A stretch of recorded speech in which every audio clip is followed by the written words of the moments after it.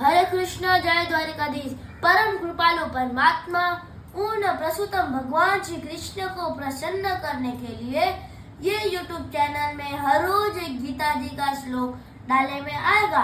आप सर्व को नम्र विनती है कि आप सब बच्चों तक ये गीता जी के श्लोक पहुंचाओ, जिससे उनके परिवार और उनके ऊपर भगवान श्री कृष्ण की कृपा बनी रहे। हरे कृष्ण, जय द्वारिकाधीश।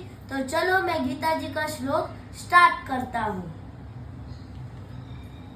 ओम नमो भगवते वासुदेवाय। अथ प्रथमोऽध्यायः। धृतराष्ट्रः उवाच धर्मक्षेत्रे कुरुक्षेत्रे यमवेतायुयुत्सव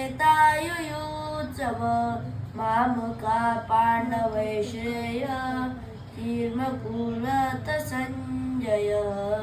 हरे कृष्ण, जय द्वारिका।